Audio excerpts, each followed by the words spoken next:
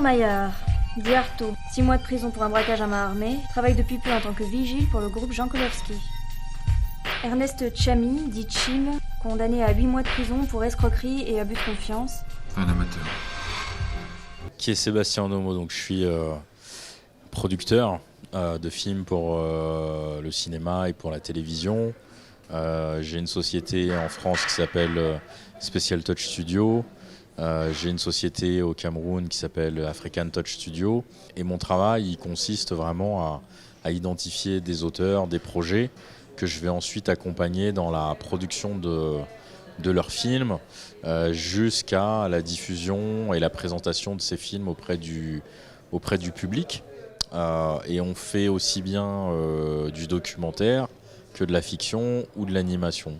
Donc c'est l'expertise que j'ai développée maintenant depuis 13 ans où j'évolue dans le monde du cinéma à l'international. Donc j'ai commencé très jeune à bosser sur des projets. Puis après j'ai eu un cursus scolaire qui est assez classique avec une licence de lettres,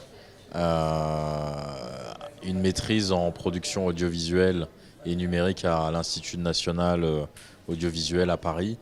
Et puis ensuite j'ai commencé à travailler et on va dire que je n'ai fait que ça de ma vie, c'est-à-dire produire des films, accompagner des auteurs et essayer de porter sur écran des visions différentes, des visions occidentales qu'on peut avoir, des représentations différentes pour le cinéma et particulièrement pour permettre aux afrodescendants d'avoir d'autres types de représentations que celles qu'on a pu avoir pendant des années.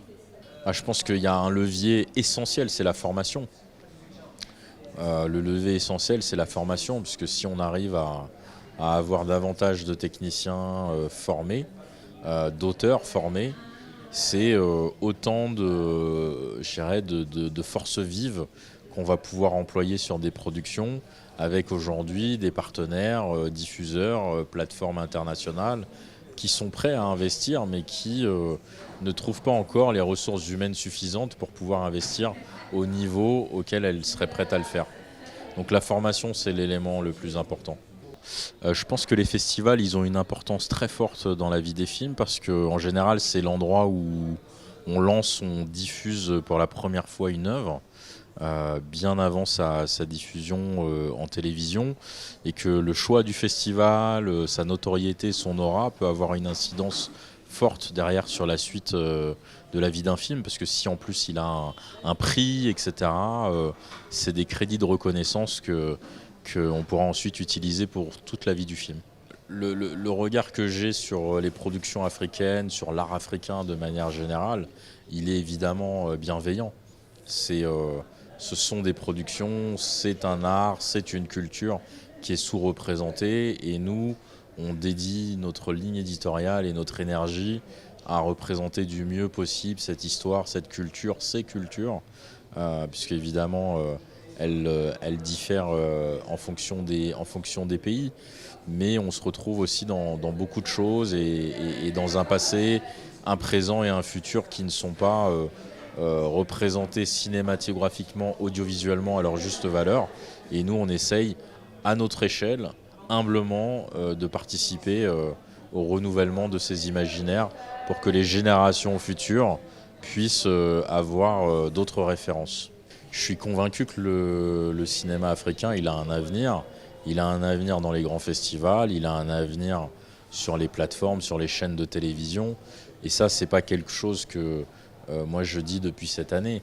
C'est quelque chose que je dis depuis plusieurs années et vous pouvez retrouver des articles qui disent, dans lesquels je dis que le cinéma africain va continuer d'émerger, de faire éclore de nouveaux talents et cette année a été une année fructueuse en ce sens pour plusieurs films qui ont été sélectionnés à Cannes, dont un film d'une Camerounaise basée en Belgique et je pense vraiment que ça n'est que le début.